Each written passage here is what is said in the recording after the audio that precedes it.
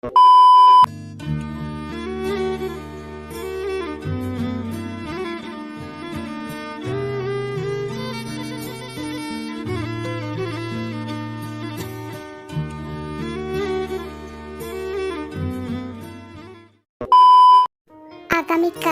বিদায় অনুষ্ঠান। বোর্ড পরীক্ষার জন্য মাত্র 2 মাস বাকি। কলেজ কর্তৃপক্ষ ছোট আয়োজন করে একটা অনুষ্ঠান রেখেছে। সেই উপলক্ষে কলেজ জুড়ে উৎসবের ছোঁয়া লেগেছে। অনুষ্ঠান নিয়ে প্রচুর এক্সাইটেড জেনি। সকালের বৃষ্টি থামতেই মায়ের কাছে গেল শাড়ির জন্য। সেলেনা তখন চঞ্চুনের জন্য বোনাজি ওষুধ বানাচ্ছে। বড় বউ পাশ থেকে ওষুধের রস নিংড়ে চলেছে। জেনি কাছে আসতে হাঁটু গেড়ে বসলো। মায়ের উদ্দেশ্যে মিনতি সুরে বলল, আম্মা, কালকের জন্য একটা শাড়ি দেবে? সবাই সুন্দর সুন্দর শাড়ি পরে যাবে। আমার একটা সুন্দর শাড়ি দরকার। ও বড় মা, আপনি আমাদের শাড়ি পছন্দ করে দিন না। কি রঙের শাড়ি পরবো বুঝতেই পারছি না। বড় বউ 2 হাতে রস নিংড়ে বলল, তাহলে তোর মায়ের কাছে প্যান প্যানাচ্ছিস কেন? আমার ঘর চিনিস না? চল ঘরে চল। দাঁড়া, হাতটা ধুয়ে নি। পাশে থাকা বালতিতে হাতটা ধুলেন বড় বউ। বসা থেকে উঠতে উঠতে আঁচলে হাত মুছলেন। জেনিকে নিয়ে ঘরে চলে গেলে বাকি দুজনকে ডেকে পাঠালেন। রোজ আর তে বড়মার ঘরে আসতেই বিছানা ভর্তি শাড়ির বাহার দেখলো। বেনারসি, জামদানি, তাঁত, সুতি, সিল্ক, কাতান সব ধরনের শাড়িতে বিছানা ভরা। রোজ শাড়ির অবস্থা দেখে কৌতূহল হয়ে বলল, আম্মা, শাড়ি ছড়িয়ে বসে আছো কেন? শাড়ি বিতরণ চলছে নাকি? রোজের প্রশ্ন শুনে একগাল হাসলেন বড় বউ। দুজনকে হাতের ইশারায় কাছে ডাকলেন। রোজ আর তে কাছে আসতেই বিগলিত সুরে বললেন, কাল যে কলেজে অনুষ্ঠান, তোরা গাধার দল একটাবারও বলেছিস সবাই সেজে গুজে যাবে, আর এই বাড়ির ফিকিন্নিগুলো গিন্নি সেজে বেরোবে? রোজ, এদিকে আয়। এই তে, তোকে কি নেমন্তন্ন করে পাঠাতে হবে নাকি? দুটো জেনির পাশে এসে বস। বড়মার আদেশটা চুপচাপ পালন করলো দুজনে। 2 বোন একসাথে বিছানায় বসে পড়লো। বড় বউ হাতড়ে হাতড়ে দুটো শাড়ি বের করলো। রোজ আর জেনির সামনে রেখে স্বাচ্ছন্দ্য করে বলল, এই তাঁতের শাড়িটা রোজ পরবি, তোর গায়ের সাথে খয়েরি রংটা মানাবে। আর জেনি, এই সুতির শাড়িটা তুই পরবি। শোন, মন খারাপ করবি না। তুই রোজের মতো গরম সহ্য করতে পারবি না, এর জন্য তোকে হালকা গোলাপি রঙের কাপড়টা দিলাম। সকালে বাগান থেকে 3টে গোলাপ ফুল ছিঁড়ে আনবি, আমি খোপায় বেঁধে দেবো। এটার সাথে সাদা রঙের ব্লাউজটা পরবি না, গরমে সাদা রঙটা বিশ্রী লাগবে। তোর গোলাপি রঙের ব্লাউজটা আছে না, ওটা পরিস। খুব সূক্ষ্মভাবে দুজনকে বুঝিয়ে দিলেন বড় বউ। ঠিক মায়ের মতো সব কিছু বুঝিয়ে দিলেন তিনি। শাড়ির এমন চমৎকার পছন্দ দেখে দুজনের প্রসন্ন হাসি দিল। জেনি খুশিতে গদগদ হয়ে বিহ্বল বলল, অনেক সুন্দর হয়েছে বড় মা। আমি তো মনে মনে এমন রংটাই চাইছিলাম। আমি কাল সকাল সকাল ফুল তুলে আনবো, আমাকে সুন্দর করে বেঁধে দেবে। ও বড় মা, আমি কিন্তু কাজল দিতে পারি না, আমাকে একটু গাঢ় করে কাজল লাগিয়ে দেবে। সাজগোজের আলাপ বাড়তেই রোজের কেমন খটকা লাগলো। আম্মা যে তের জন্য শাড়ি দিল না, সে কি এ ব্যাপারে ভুলে গেছে নাকি? মনে পড়তেই মায়ের উদ্দেশ্যে ফট করে বলল, তের শাড়ি কই? ওর শাড়ি যে দিলে না, ও কাল কি পরবে? প্রশ্নটা নেহাত বড় বউর জন্য ছিল, কিন্তু সেটা বিফল করে তে জবাব দিল, আমি শাড়ি পরবো না বুবু, তোমাদের সাথে আমাকে জড়িও না। এমন রসশূন্য কথা শুনে ভুরু কুচকালো বড় বউ। চরের জন্য হাতটা উঠিয়ে কপট রাগ দেখিয়ে বলল, একটা মারবো। তুই কি আলাদা নাকি? ওরা শাড়ি পরবে মানে তুইও পরবি, সোজা হিসেব। আয় আমার সঙ্গে, তোর শাড়ি আমি দেখাচ্ছি। ওটা কর। অগত্যা বসা থেকে উঠে গেল তে। বড়মার পিছু পিছু আলমারির কাছে গেল। বাকি দুজন নিজেদের শাড়ি পেয়ে চুপচাপ সটকে পড়ল। বড় বউ আলমারির দ্বিতীয় দ্বার খুলল। ভিতর থেকে এক টান দিয়ে শপিং ব্যাগ আনলো। তের সামনে ব্যাগটা থেকে একটা প্যাকেট বের করলো। তে সেটা দেখে সমান্তরাল কপালে ভাঁজ ফেলে তাকালো। সন্দেহান দৃষ্টিতে বড়মার দিকে তাকাতেই বড় বউ একটা শাড়ি মেলে ধরলো। জামদানি কাপড়ের গাঢ় নীল শাড়ি, নিচের এক প্রস্থ, পাড়টা কুচকুচে কালো। পুরো শাড়িটার উপর কালো সুতির বুনন। তে হঠাৎ অস্থির অনুভব করলো। রংটা খুব পরিচিত, খুব বেশি ঘনিষ্ঠ। এই রংটার কাছে মন বারবার হেরে যায়, খুব অদ্ভুত কারণে আসক্ত হয়। ঠোঁট নিঃসৃত হয়ে শুধু একটাই শব্দ বেরোলো, নেভি। শাড়িটার দিকে এক দৃষ্টিতে তাকিয়ে থাকতে বড় বউ সেটা এগিয়ে দিল। তের ডান হাত টেনে শাড়িটা ধরিয়ে দিয়ে বলল, এটা পরিস, তোকে খুব সুন্দর লাগবে। ভিতরে ব্লাউজ পেটিকোট সব মাপ মতন আছে, কাল সুন্দর করে পরিস। কিছু বলতে পারলো না তে, কিচ্ছু বলতে পারলো না। শাড়িটা হাতে নিয়ে নির্বিকার হয়ে গেছে। প্রত্যুত্তরে কি বলা দরকার সেই হুঁশটুকুও নেই। কোনো কথা না বলে রোবটের মতো বেরিয়ে গেল। খালি দরজার দিকে দৃষ্টি ফেলে মুচকি হাসলো বড় বউ। বহুদিন পর কারোর সুপ্ত ইচ্ছাটা পূরণ করলেন তিনি। শাড়ি হাতে নিজের রুমে ফিরলতে 2 হাত নামিয়ে শাড়িটা বিছানার উপর রাখলো। সকালের ঝিরঝিরে হাওয়াটা এখন শীতল। সেই হাওয়াটা রুম ছাপিয়ে দাপিয়ে বেড়াচ্ছে। জানলার পর্দা উড়ছে, তের চুল উড়ছে, আরও উড়ছে টেবিলের কাগজ। পরন্ত বিকেলের শান্ত মূর্তির চেহারারা দিক দিগন্ত ছাপিয়ে যাচ্ছে। মনে হচ্ছে কিছু একটা হবে। উজাটন মন কিছুতেই শান্ত হচ্ছে না, কেমন যেন হচ্ছে। এই অনুভূতি কি ভয়ের না অভয়ের বুঝতে পারছে না তে। দৃষ্টিটা উদ্ভ্রান্তের মতো দিশেহারা হতেই অস্থির অনুভব করছে।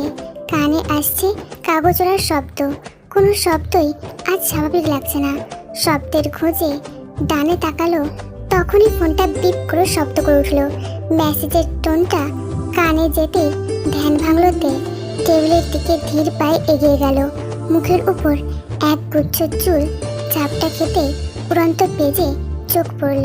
হাওয়ায় সেগুলো এদিক ওদিক হতে দেখে সেগুলো গুছাতে লাগলো। এদিকে ফোনে মেসেজ ঢোকার ব্যাপারটা ভুলেই গেল। তে জানতেও পারলো না ফোনের কাহিনী, ধরতেও পারলো না কেন ফোনটা বিপ হলো। নোটিফিকেশনের পর্দায় ছোট্ট মেসেজটা দেখতেও পেল না সে। সাইড ব্যাগের ভিতর এখন স্ক্রিনটা জ্বলে আছে। স্ক্রিনের উপর ভেসে আছে গানের গোটা গোটা শব্দ। আমি জানি কোনো একদিন কোনো এক নতুন ভোরে দেখা হবে আমাদের আবার এক স্বপ্নের শহরে। অদ্ভুত দোটানায় ফেসে গেলতে সকাল থেকেই অশান্ত অনুভব হচ্ছে। কি নিয়ে অবচেতন মন হুঁশিয়ারি দিচ্ছে টের পায়নি সে। ঘুম থেকেই উদ্ভ্রান্তের মতো মায়ের রুমে চলে গেল। গিয়ে দেখে মা ঘুমাচ্ছে, গভীর ঘুমে তলিয়ে আছে। তে সেখানে দাঁড়িয়ে থাকে না, চুপচাপ চলে আসে। একটু পরেই অনুষ্ঠানের জন্য রেডি হতে হবে। সেটা নিয়েই রোজ আর জেনির মধ্যে বিশেষ আলোচনা হচ্ছে। রোজ পায়েল পরবে না নুপুর পরবে, আর জেনি চুড়ি পরবে না ব্রেসলেট পরবে, এসব নিয়ে দফায় দফায় মতামত রাখা হচ্ছে। তে একবার ওদের দিকে তাকালো, পরক্ষণে চোখ নামিয়ে রুমের দিকে চলল। সিঁড়ির ধাপে ধাপে পা ফেলে আরও এলোমেলো ভাবনাগুলো প্রশ্ন ছুটে চলেছে। সকালের ঘুমটা বিভৎস স্বপ্ন দেখে ভেঙেছে। স্বপ্নটার আগাগোড়া ধরতে পারেনি সে। রাত থেকে উদ্ঘটে উদ্ঘটে সব খেয়াল ঘুরপাক খাচ্ছে। একটু স্বস্তি পাচ্ছে না তে। রুমে ফিরতেই অগোছালো পেছনে হাত দিল। কাঁথাটা ভাঁজ করতে করতেই ঘড়ির দিকে তাকালো। সকাল 8টা বেজে 40 মিনিট। অনুষ্ঠান শুরু হবে 10টার দিকে। রওনা দিতে হবে 9:45টার দিকে। তে আজ অস্থির চিত্তের জন্য স্বস্তি বোধ করছে না। সব কিছুতে অর্থবহ দিকটা যেন ফুটে ফুটে উঠছে। এই যেমন সকাল বেলাটা রোজকারের মতো লাগছে না। মনে হচ্ছে সকালের জ্বালাময় রোদটা আজ একটু মিষ্টি। প্রকৃতির বাতাসটা পোষ মানা হরিণের মতো নরম। গাছের ডালপালা নড়ার শব্দগুলো শ্রুতিমধুর। রুমের ভিতর অন্যান্য দিনের তুলনায় একটু বেশি আলো ঢুকছে। একটা মিঠে গন্ধ চতুর্দিকে মিলেমিশে আছে। আজকের মতো ব্যাপারটা কি প্রতিদিন ঘটে? প্রতিদিন এরকম ছবি নিয়ে সব কিছু বহাল থাকে, নাকি শুধু আজকের বেশভূষা বদলে গেছে? সব কিছুতে মায়া মায়া লাগছে। কেমন যেন ভ্রম, নাকি সব মস্তিষ্কের চতুরতা? উদ্বিগ্ন মুখে বসে আছেন বড় বউ। রাত থেকে ঘুম নেই। নিরুপায় ভঙ্গিতে প্রতি মুহূর্তে চিন্তায় চিন্তায় আরও ঘুটে যাচ্ছেন। এবার সত্যিকারের অর্থে চঞ্চল নেতিয়ে পড়েছে। চঞ্চলের মুখে যে কালো ছাপটা লেগেছে সেটা ভয়ঙ্কর, মুখে ব্যক্ত করা মুশকিল। সচরাচর কাদের মুখে ওরকম ছাপ পড়ে এ নিয়ে ভালোভাবে জানেন তিনি। আগাম পরিস্থিতি কেমন হবে সেটা নিয়ে জল্পনা করা শেষ। শুধু একাগ্র চিত্তে নিজেকে শান্ত রেখে চলেছেন। তিনি যদি ভেঙে পড়েন পুরো খুঁটি উল্টে সব নষ্ট হয়ে যাবে। এখনো কাঁধের দায়িত্ব আছে। সংসারের সবকিছু দেখার পাশাপাশি দুটো বিবাহযোগ্য মেয়ের চিন্তা আছে। তাকে আগলে রাখার জন্য শক্ত চেতনা দরকার। সেলেনার পাশে ঢাল হিসেবে থাকার জন্য বদ্ধপরিকর হতে হবে। বড় বউ দুচোখ বন্ধ করে বুক ভরা নিঃশ্বাস নিলেন। তেকে নিজের পেটে ধরেনি ঠিকই, কিন্তু মাতৃ স্নেহের আদরটা কোনো অংশে কম রাখেনি। জিমিন, রোজ ওদেরকে যেই নজরে এত কাল বড় করলেন, তেমনি ছায়াতল দিয়ে প্রতিটা ক্ষণ আগলে রেখেছেন তে আর জেমিকেও। ওদিকে তন্ন তন্ন করে জাঙ্কুকের দোষটাও আজ খুঁজে পাননি। যদি স্ত্রীর প্রতি ক্ষোভ বা বিরক্ত থাকতো তাহলে মাসে মাসে বেহুদা কারণে টাকা পাঠাতো না। তে এখন কিছুই জানে না, তাকে জানানোর জন্য নিষেধ করা হয়েছে। এসব ভাবতে ভাবতে রঞ্জুনের রুমের দিকে পা বাড়ালো। রুমের সামনে গিয়ে দরজাটা দুই হাতে ঠেলে ভিতরে ঢুকতেই ভিতর থেকে রঞ্জন বলে উঠল, ভাবি। বড় বউ পরাজয়ের মতো চোখ বুজে ফেললো। এই রুগ্ন চেহারা দেখে নিজেকেই গালাগাল করেছেন। দুনিয়ার নিষ্ঠুর নিয়মটা বড়ই অসহ্য। তাকে কি বলে আশ্বস্ত করবেন, কিভাবে সুস্থ তার খেতাব নিয়ে অটল থাকতে বলবেন? চোখ খুলল বড় বউ, সরাসরি রঞ্জনের দিকে দৃষ্টি করল। রঞ্জন অভয় নয়নে শান্ত শিশুর মতো তাকিয়ে আছে, যেন মায়ের কাছে অব্যক্ত প্রশ্নের উত্তর চাইছে। বড় বউ মুখে মলিন একটা হাসি দিয়ে ধীর সুরে বলল, ও শাড়ি পরেছে ছোট বউ, তে শাড়ি পরেছে। আজ দেখো কেমন করে সাজে। তোমার মেয়েটা এতদিন যা অবস্থা করলো ভুলবো না। এই সালোয়ার কামিজের জন্য কম যন্ত্রণা পোহায়নি। মিয়া বিবির টানাপড়নে আমি একদম শেষ। এখন কি নিয়ে চিন্তা হচ্ছে জানো? জাঙ্কুকে নিয়ে। সেটা খুব ভরসা করে শাড়িগুলো পাঠাতো। এতদিন শাড়িগুলো কি করেছি শুনলে না জানি কেমন অবস্থা হবে। যাই হোক, তুমি ঘুমাও, তোমাকে 1 ঘন্টা পর ওষুধ দেব, ঠিক আছে? ফর্সা দেহটা স্নানে শিখত। স্নান শেষে চামড়াটা সোনালি রোদ্দুরের মতো ঝিকমিক করছে। অদ্ভুত শোভায় লালিত হয়ে আছে মন। গামছায় পেঁচানো চুলগুলো ছেড়ে দিলতে মেঝের উপর আকস্মিক বর্ষণের মতো টুপটাপ জল ঝরল। কিছুটা জল চুইয়ে চুইয়ে ঘাড় বেয়ে জামা ভিজিয়ে দিচ্ছে। ব্লাউজটার পিঠ একটু একটু করে জল শোষণ করছে। সকালের একটু মিষ্টি একটু ঝাঁঝালো রোদটা থেকে ছুঁয়ে যাচ্ছে। বাতাসের কল্লোলটা ভেজা চুলগুলো নাড়তে ব্যস্ত। লম্বা চুলগুলো আর যত্ন করে ধুয়েছে। কেন ধুয়েছে জানা নেই। চুলের মিষ্টি ঘ্রাণে পুরো রুমটা ছেয়ে গেছে। সেই সুঘ্রাণের সাথে তরতাজা ফুলের গন্ধ জুড়ে আছে। গাঢ় নীল পেটিকোটটা একদম ঠিকঠাক। আয়নার সামনে দাঁড়িয়ে সুন্দর করে ফিতে দুটো পাততে টেনশন ছিল মখমলের নীল ব্লাউজটা নিয়ে। সেটাও দেখি মাপ মতন হলো। কি আশ্চর্য, বড় মা তো এত সব মাপ নিয়ে পুরোপুরি সঠিক হবার কথা না? এটাতেও ব্যতিক্রম করেনি। না, এটা স্বাভাবিক ঘটনার মধ্যে ফেলা যাচ্ছে না। কেন এমন হচ্ছে? সব কিছুতে অন্যরকম ছোঁয়া লাগছে। শাড়ির ব্যাপারটা নিয়ে সবসময় দুটো মানুষ ঠিক থাকতো। প্রথমটা ছিল আম্মা, দ্বিতীয়টা ছিল জাঙ্কু। আর চিন্তা করলো না সে। এমন আবল তাবল চিন্তা কেন মনে আসছে? হাতে বেশি সময় নেই, একটু দ্রুত রেডি হলে ওরই লাভ। শাড়িটা চটপট করে পেটিকোটের ভাঁজে ভাঁজে বুঝতে থাকলো। সে পুরোনো দিনের মতো দক্ষ হাতে রপ্ত করে শাড়িটা পরে ফেললো। আঁচলটা পা কাঁধের সাথে মজবুত করে আটকালো। আয়নায় দেখলো ব্লাউজটার স্লিভস কোনই পর্যন্ত থেমেছে।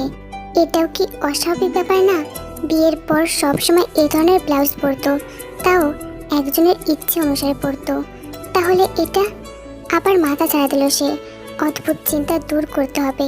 মাথার ডান দিকে তর্জনী আঙুল দিয়ে শীতে কেটে নিল। চিরুনি তুলে চুলগুলো আঁচড়ে ফেললো। মুখে লাগালো স্বাভাবিক মাত্রায় প্রশোধনী, না কম না বেশি। যতটুকু লাগালে একটা মানুষকে জাঁকজমক লাগবে না। তিনি নিজেকে সেই ধারায় রাখলো। বড় বড় আঁখি দুটোই কাজল টেনে নিল। রোজের দেওয়া ভুরু পেন্সিলটা একটুখানি ছোঁয়ালো। নরম কোমল ঠোঁট দুটোতে লিপস্টিক ছুঁয়ে নিল। কর্ণলতির সূক্ষ্ম ছিদ্রে টপ কানে ঢুকিয়ে ফেলল। 2 হাত ভরে রিনিঝিনি শব্দে নীল চুড়ি পরল। নিজেকে দেখার জন্য আয়না থেকে 2 কদম পিছিয়ে গেলতে পুরো প্রতিবিম্বটা আয়নায় ফুটলে দরজায় করাঘাত পড়ল। চট করে ডানে তাকালো সে। দরজায় হাসি মুখে রোজ দাঁড়িয়ে আছে, হাত দুটোর মুঠোয় সাদা সাদা গোলাপ ফুল। ভিতরে ঢুকে তের কাছে আসতেই আমোদ গলায় বলে উঠল, আয় নীল পরীকে সাদা ফুল লাগিয়ে দিই। সাদা ফুলগুলোর দিকে অপলক তাকালোতে লোভাতুর ফুলগুলো চুলে দেওয়ার জন্য ছটফট করছে। টাটকা ফুলের গন্ধে আরেকটু সিক্ত হওয়ার জন্য মনটা বড্ড চঞ্চল। তে ঠোঁট দুটো প্রসার করে হাসি দিয়ে বলল, তাহলে লাগিয়ে দাও, কিসের দেরি।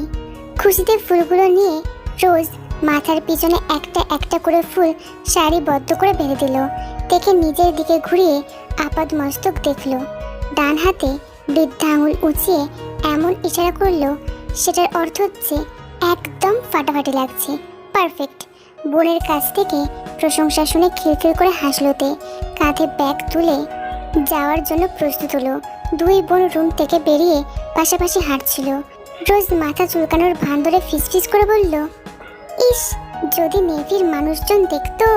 তেও ফিসফিস করে মলিন হাসিতে বলল, সেটা আর জীবনেও সম্ভব না, দিনের বেলা কখনো চাঁদ ওঠে না। গ্রাম্য কলেজ হলেও আয়তন বিশাল।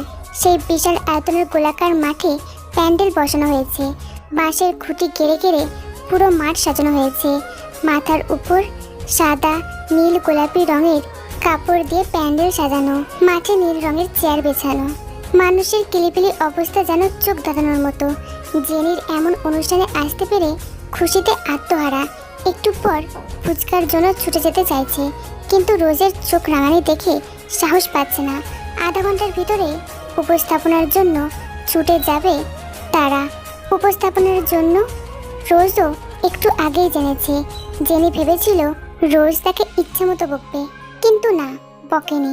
শুধু চিন্তা সুরে বলেছিল, আমার জানলে রক্ষী নেই, সেটা নিয়ে কিছু ভেবেছিস? জেনি অপরাধের মতো না সূচকে মাথা নাড়লো। দোষীদের মতো মাথা নিচু করে বলল, এই জন্য একবারে কিছু বলিনি, আমার এসব উপস্থাপন করার খুব শখ। এরপর আর কথা হলো না। রোজ শান্তভাবে বুঝিয়ে দিল বাড়ির ব্যাপারটা বাড়িতেই দেখা যাবে, আপাতত এই কাজে মনোযোগ দিতে। রোজের সাই ও সম্মতি পেয়ে সবটুকু সংকোচ খুঁজে যায় ওর। আনন্দে খুশিতে দুই হাতে জাপটে ধরে রোজকে অনেকগুলো ধন্যবাদ জানিয়ে স্টেজের দিকে চলে যায়। রোজ আশেপাশে নিরীক্ষণ চালিয়ে যাচ্ছে। এখনো আসেনি কেন? আর কতক্ষণ ওয়েট করবে? বেশি ভিড় হলে কথা বলাটা মুশকিল হবে। রোজের বেচেন অবস্থাটা ধরতে পারল না তে। সে কৃষ্ণচূড়া গাছের দিকে এক দৃষ্টিতে তাকিয়েছিল। ভিড় ছেড়ে সেখানে বসার জন্য রোজের উদ্দেশ্যে বলল, ওই কৃষ্ণচূড়া গাছের কাছে যাই, চলো ওখানে গিয়ে বসি। সুন্দর ঘাস আছে, জায়গাটাও নিরিবিলি। এখানে ভিড়ের মধ্যে দাঁড়িয়ে থাকতে ভালো লাগছে না বুবু, চলো না ওইখানটাই যাই। তের কথা মতো দূরের গাছটার দিকে দৃষ্টি রাখলো রোজ। মনে মনে বলল, এটাই মোক্ষম সুযোগ, যা করার তাড়াতাড়ি করতে হবে। তেকে ওখানে পাঠানোর জন্য ছোট্ট কৌশল খাটালো। তের দিকে একটু উদ্বিগ্ন হয়ে তাকালো রোজ। কিছুটা চিন্তিত ভান করে বলল, ওখানে বসতে চাইছিস? মানুষ তো নেই, বেশি নিরিবিলি জায়গা হলে সমস্যা। যদি সাপ থাকে? তে আশ্বস্ত সুরে বলল, কোনো সমস্যা নেই বুবু, আমি আগে ওখানে গিয়েছি, জায়গাটা একদম পরিষ্কার, তুমি আমার সঙ্গে এসো। প্রসঙ্গটা কাটাতে চাইছে রোজ। ওখানে যাওয়া যাবে না, যে করেই হোক তের কাছ থেকে দূরে সরতে হবে। তে যতক্ষণ সাথে থাকবে ততক্ষণ পর্যন্ত নিস্তার নেই। কয়েকবার সব দিকে সতর্কতার সাথে দৃষ্টি বোলালো। হঠাৎ ফুচকাওয়ালার পাশে চোখ আটকে গেল। এরপর দৃষ্টি ঘুরিয়ে জেনির দিকে তাকালো রোজ। জেনি এখন স্টেজে ব্যস্ত। ঢোক গিলল সে। খুব ঠান্ডা মাথায় মিথ্যা বানাতে হবে। একটু ধাতস্থ হয়ে তের দিকে তাকালো। ঠোঁটে মিথ্যা হাসি টেনে স্বচ্ছ গলায় বলল, আমার এক বান্ধবীর আসার কথা, আমি তো ওর জন্যই দাঁড়িয়ে আছি। ও আমাকে এখানে দাঁড়াতে বলেছে। যদি এসে খুঁজে না পাই তখন আবার বকাবকি করবে। তুই একটা কাজ কর, তুই বরং ওদিকটাই বস, আমি এক্ষুনি ফোন দিয়ে জিজ্ঞেস করি, দেখি কোথায় আছে। চট করে ব্যাগে হাত ঢোকালো রোজ। চেন খুলে মোবাইল বের করলো। থেকে আরেকটু ঘোলাটে করার জন্য কানে ফোনটা চাপলো। তে ঠিক আছে বলে চুপচাপ সরে গেল। হেঁটে হেঁটে গাছটার নিচে চলে আসলো সে। পাতার ফাঁক ফোকর গলে সূর্যের আলো ঘাসের উপর পড়ছে। চতুর্দিকের রক্তিম ফুলগুলো ছড়িয়ে ছিটিয়ে আছে। সবুজ ঘাসের উপর লাল বর্ণটা চমৎকার লাগছে। কাঁধের ব্যাগটা ঘাসের উপর রাখলো তে হাত বাড়িয়ে বড় একটা ফুল তুলে নিল। ঘ্রাণ শোকার জন্য চোখ বন্ধ করে নিঃশ্বাস নিল। বেলি ফুল বা গোলাপের মতো সুঘ্রাণ নেই, তবে রংটা এত রাজকীয় যে চোখের কাছে মারাত্মক সুন্দর লাগছে। ফুল নিয়ে ব্যস্ত হতেই হঠাৎ ভুরু কুঁচকে গেল। যেদিকটায় রোজ দাঁড়িয়েছিল সেখানে আর সে নেই, পুরোপুরি খালি। রোজ সেকেন্ডের ভিতরে গেল কোথায়? মাঠ পেরিয়ে কলেজের বাইরে গেল রোজ। সামনে এগোচ্ছে আর বারবার ডান কাঁধের কাছে মুখ এনে আর চোখে তাকাচ্ছে পিছু পিছু সে আসছে কিনা এটাই দেখছে সে। শাড়ি ধরে দ্রুত পায়ে পাশের পরিত্যক্ত জায়গাটায় ঢুকলো। সেখানে এ সময় কোনো মানুষ থাকে না। মেহগনি গাছের নিচে ছায়া দেখে সেখানে যাচ্ছিল রোজ। পিছু পিছু উক্ত ব্যক্তিও হাজির। সবটুকু নীরবতা চুরমার করে চেঁচিয়ে ডাকলো সে, রোজ! হুট করে দাঁড়িয়ে পড়লো রোজ, তবে মাথাটা পেছনে ঘোরালো না। পিছনের উক্ত ব্যক্তি রোজকে থামতে দেখে এক দৌড়ে তার সামনে এলো। রোজের মুখোমুখি হতেই ভুরু দুটো কুঁচকে বলল, তুমি আমাকে কোন সাহসে ইগনোর করছো? রোজের চাহনি কঠোর, দাঁত যে রাগে কটমট করেছে সেটা স্পষ্ট। নাক ফুলিয়ে দম ছাড়লো সে। রাগে সুরে ধীরে ধীরে কথা টানলো, আপনার মামার ঘটনাটা ভুলে নিমুন। নিশ্চয়ই সেটা আঙুল দিয়ে বোঝাতে হবে না। ওই দিন আমার বোন দুটোকে শয়তানের মুখে ফেলে দিয়েছো। আমার আম্মাকে কি অপমানটাই না করেছো, আমি তা ভুলিনি। প্রতিটা বাক্যের মধ্যে রাগ মেশানো, জ্বলন্ত শিকার মতো সেটা জ্বলছে। রোষের আগুনটা চেহারার উপর আশ্চর্য প্রভাব ফেলেছে। মন নিরুত্তের চোখে তাকালো, নিজেকে দোষী সাব্যস্ত করে বলল, আমি তো ভুল স্বীকার করেছি। কেন আমাকে সুযোগ দিচ্ছ না? আমাকে কেন ফিরে দিচ্ছ? আমার মধ্যে কি নেই রোজ? তোমাকে বিয়ে করতে চাইলাম, সেটাও ফিরিয়ে দিলে। তৎক্ষণাৎ উত্তেজনায় চিৎকার করে উঠল রোজ, একদম চুপ! আমি কোনো সাফাই শুনতে আসিনি। আমি শুধু এটাই বলতে এসেছি, আমার পিছুটা ভদ্র মানুষের মতো ছেড়ে দিন।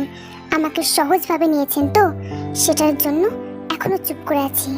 আমার আম্মার কানে যদি কথাটা লাগাই, এখনই আপনার চামড়া ছিঁড়ে লবণ লাগাবে। ক্ষুব্ধ চাহনিতে এক পা করে এগোলো মন। আকস্মিকভাবে এগোনো দেখে পিছিয়ে গেল রোজ। ক্রুদ্ধভাবে গলা উঁচিয়ে মন রাগের কাছে নিয়ন্ত্রণ হারিয়ে ভুল কথাটাই বলে ফেলল, তোমার মেন সমস্যাটা আমার ব্যাকগ্রাউন্ড নিয়ে।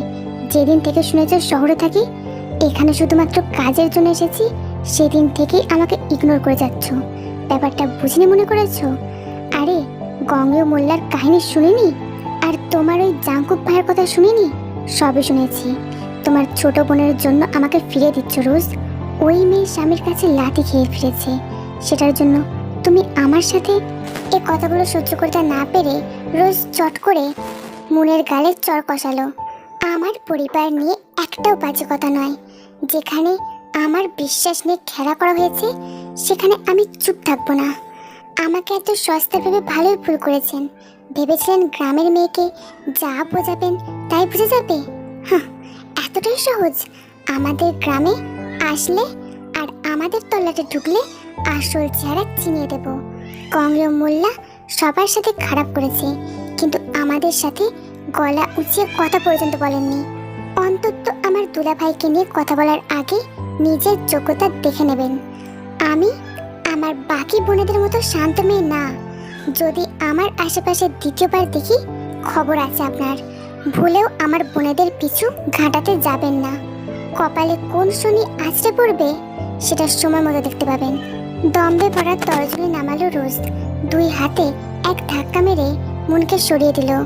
কোনো মেয়ের কাছে এমন অপদস্থ হলে মনের বুকের ভিতরটা থরথর করে কাঁপছে।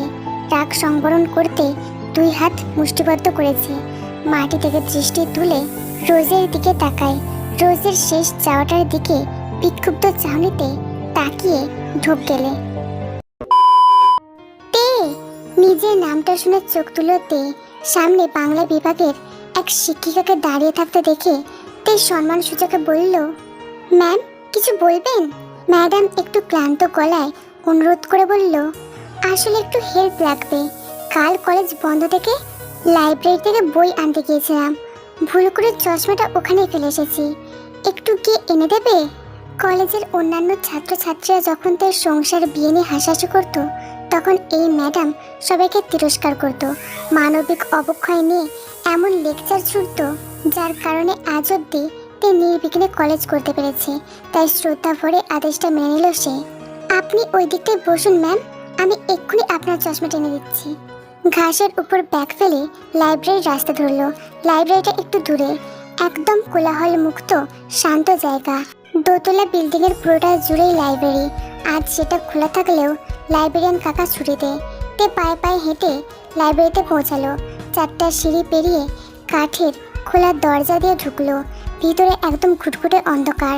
তে সুইচ বোর্ডে আঙুল চেপে দুটো বাতি ধরিয়ে দিল। ভিতরে ঢুকে এদিক ওদিক তাকাতেই কাঠের টেবিলের চশমাটা দেখতে পেল। সেখানে যেতেই এক প্রশস্ত হাসি দিয়ে চশমাটা হাতে তুলল তে। যাক, বেশি খোঁজাখুঁজি করতে হলো না।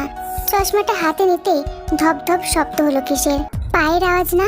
শব্দটা তীব্র থেকে তীব্র হতেই চট করে পিছু ফিরে তাকালো তে। অমনি এক চিৎকার দিয়ে পিছিয়ে গেল সে। বুকটা ধকধক করে লাফাচ্ছে। হৃৎপিণ্ডটা বুঝি এক্ষুনি বেরিয়ে আসবে। মাথার ভিতর রিডি শব্দ হচ্ছে। ভয়ে একদম বিবর্ণ অবস্থা। তে কথাই বলতে পারছে না। এই ছেলে এখানে কি করছে? তে অনেক কষ্টে ঢোক গিলল। সমস্ত ভয় চেপে প্রশ্ন করে বলল, এখানে কি, কিসের জন্য এসেছেন? ব্রাইট একটু চুপ থেকে অদ্ভুত গলায় বলল, আপনার জন্য। প্রচুর হিসেব নিকাশ বাকি আছে তো। বলুন, কোথা থেকে শুরু করি? কিভাবে করলে আপনি খুশি হবেন? নিঃশ্বাসটা যেন আটকে এলো। এই ছেলের মতলব কি? কথার ভাবগতি স্বাভাবিক না, একদম স্বাভাবিক না। এখান থেকে চিৎকার দিলেও বাইরে পৌঁছাবে না। গরমের জন্য মাথা ঝিমঝিম করছে। শান্ত থাকতে হবে, খুব শান্ত থাকতে হবে। ভয়ের চেহারা দেখালেই আশকারা পেয়ে যাবে। আঁচলটা শক্ত করে খামচে ধরতেই ব্রাইট নড়ে উঠল। পায়ের দিকে তাকাতে শরীর কাঁটা দিল তেল। ব্রাইট এক পা করে এগোচ্ছে। হাঁটার গতি আরো বাড়িয়ে দিলে তৎক্ষণাৎ শীষ বেজে উঠল। চমকে উঠল ব্রাইট। শীষ বাজালো কে? ব্রাইট সামনে তাকাতে দেখলো তে বিস্ফোরিত চোখে তাকিয়ে আছে। থপ করে হাতের চশমাটা পড়ে গেল। ব্রাইট কৌতূহল গলায় বলল, পিছনে কি, ভূত নাকি? শালার ভূতেরাও কি শীষ মারে? গলাটা ছুঁড়তে পিছু ফিরে তাকালো। বিস্ময়ে অবাকে চূর্ণ হয়ে তাজ্জব বনে গেল। এই লোক শীষ বাজালো কেন?